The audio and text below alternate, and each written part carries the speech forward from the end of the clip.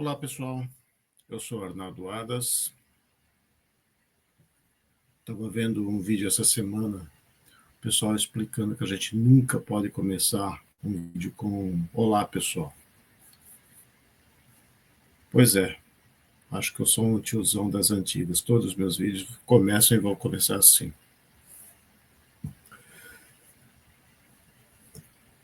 Eu sou um camarada que sou meio aficionado por estudar e compreender a Segunda Guerra Mundial. Lá na Segunda Guerra Mundial, o caldo das tensões foi máximo e o conflito entre sistemas nunca foi tão evidente. Nós tínhamos os blocos socialistas, tá? As três principais manifestações de socialismo que existiam na Europa eram o socialismo nacionalista, também chamado de nazismo ou nacional-socialismo, o socialismo internacional, que a gente chamava de comunismo antigamente, e o fascismo italiano, que é uma versão própria de socialismo. Então, essas três forças socialistas integraram o eixo durante o início lá da Segunda Guerra Mundial. Em determinado momento, Hitler traiu a União Soviética, tá? Como traiu vários outros acordos que já tinha feito. Mas o núcleo do conflito nasceu em cima de nações socialistas. A oposição ao socialismo era o capitalismo. A Europa continental toda caiu para Hitler. É impressionante porque a Europa continental já tinha caído para outros conquistadores anteriormente. Roma tomou a Europa continental e até parte da Inglaterra. O Napoleão Bonaparte tomou também a Europa continental, forçou inclusive a fuga da corte portuguesa para o Brasil, momento em que o Império Português se estabeleceu no Rio de Janeiro. O Brasil já foi capital do Império Português durante algum tempo. E na Segunda Guerra Mundial isso aconteceu novamente. Inclusive as manobras de Hitler, algumas estratégias que foram utilizadas foram bem parecidas com as utilizadas por Napoleão.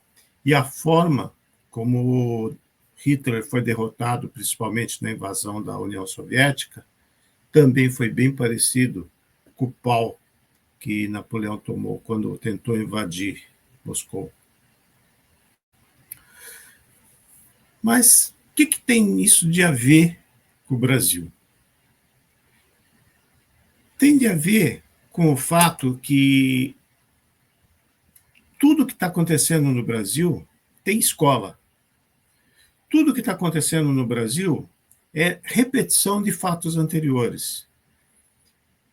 O pessoal lá não está sendo criativo, está só aplicando coisas que já se mostraram serem eficientes. Por exemplo, 8 de janeiro, estudem o incêndio do Reichstag alemão e veja como aquele evento que foi provocado, como aquilo funcionou para fazer a ascensão do nazismo na Alemanha e como isso resultou na nomeação do Hitler como chanceler alemão. As coincidências são muito grandes, são muito expressivas. E falar a verdade para vocês, é uma cartilha que foi seguida à risca. O 8 de janeiro foi uma cartilha muito bem copiada do incêndio do Reichstag alemão.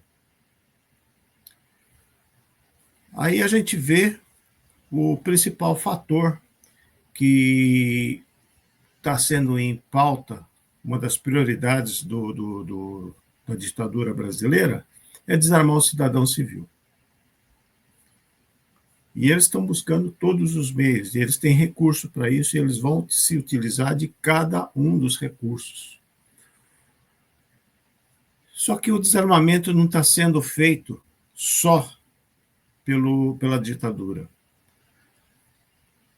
O desarmamento está entrando de forma ideológica na cabeça até de atletas do tiro, até de pessoas que têm CR ou pessoas que já têm arma na Polícia Federal.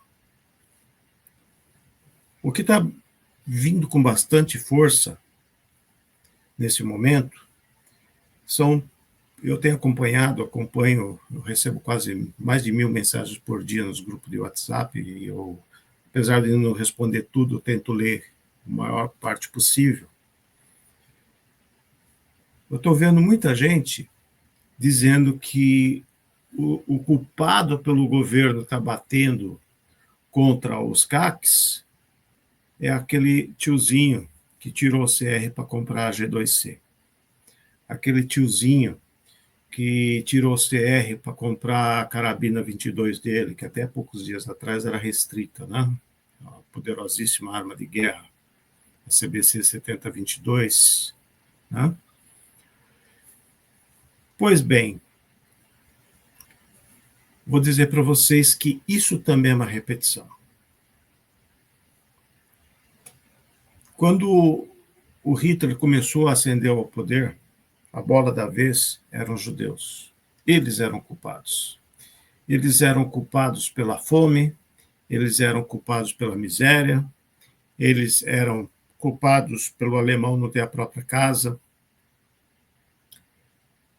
E esse ódio violentíssimo exercido contra os judeus levou à morte de 6 milhões de judeus durante a Segunda Guerra Mundial. Vocês não têm ideia, mas isso, em percentual de judeus vivos naquela época, foi um número muito importante. Tá? O percentual de judeus assassinados naquela época foi altíssimo.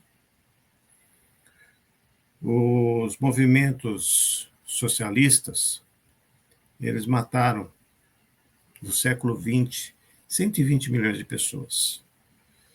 20 milhões de pessoas total foram assassinadas pelos nazistas. E mais 100 milhões de pessoas foram assassinadas pelo resto dos socialistas, comunistas e as derivações do comunismo.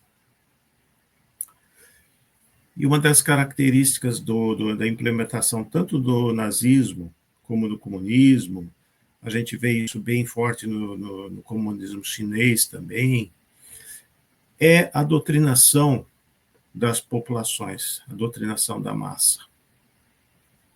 Quando a gente vê o cara dizendo, aquele cara que comprou a carabina 22, ele devia ter feito isso pela Polícia Federal. Pessoal, eu estava lá no Conselho Consultivo, eu estava com o escritório de despachante, eu estava lá com loja de armas.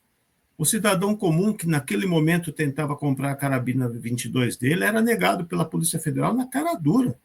Tá? E a gente fazia o recurso administrativo, era negado também. Isso acontecia todos os dias.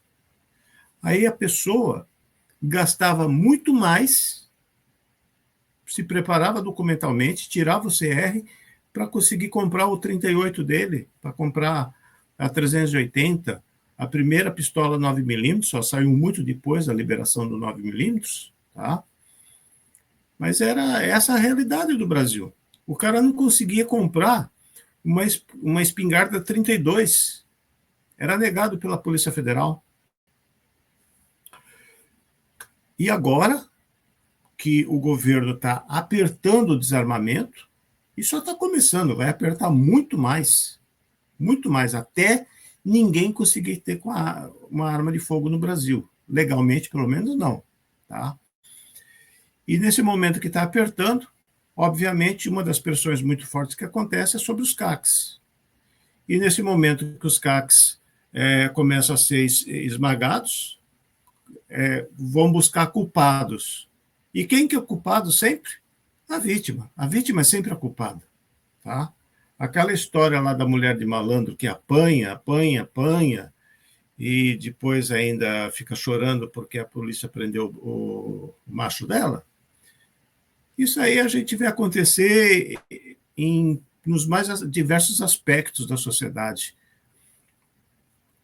O CAC sabe que está sendo desarmado, o CAC sabe que o governo está fazendo tudo para retirar a arma dele, mas a culpa é de quem? A culpa é do Bolsonaro, que não fez lei para alterar isso aqui. Pô, por favor, leiam o PL 3723 de 2019, tá? Aí vocês vão ver o Bolsonaro trabalhando na lei federal, trabalhando com o Congresso. Eu trabalhei junto com o relator, o deputado federal Alexandre Leite, tá? Esse projeto, o 3723, foi apresentado pelo presidente da República. O mais importante, o projeto que mais andou dentro do Congresso Nacional em busca de alteração do Estatuto do Desarmamento. Muita gente xingou esse projeto, por quê? Porque não era o projeto 3722 de 2012 do Peninha, que era o queridinho de todo mundo. Só que o 3723 retirava formalmente a proibição nacional ao porte de arma de fogo. Era uma das coisas que estava lá no projeto e que foi aprovado pela Câmara dos Deputados. O pessoal não vê esse tipo de coisa. O que eu quero dizer para vocês é o seguinte: direitos são rompidos, sempre são corridos a partir da beirada e vai chegando e vai rompendo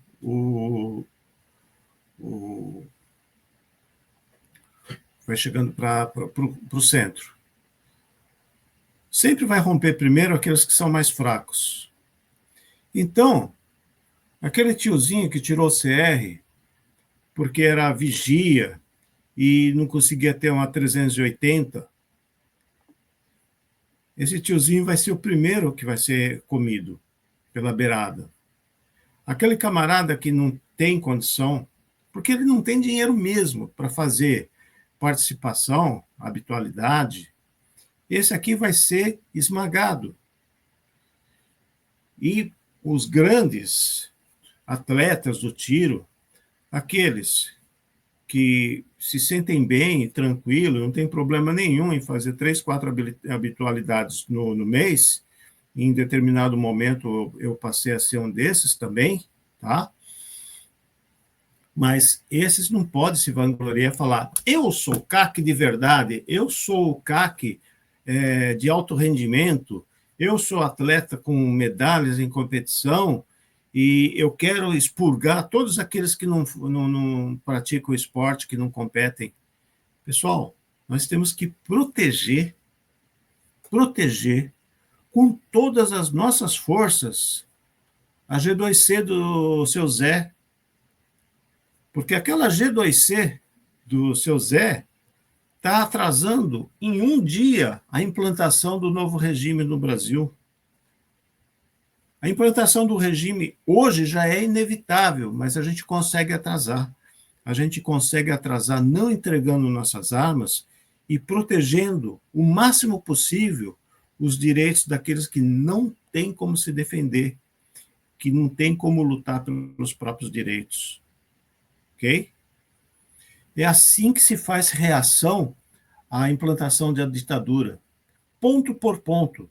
O nosso ponto de reação é não devolver nossas armas e não tolerar que o governo pegue as armas daquele pobre coitadinho que comprou uma Taurus para pagar em 12 prestações. Ok, pessoal? Grande abraço a todos. Vamos em frente, porque ainda tem muita batalha pela frente.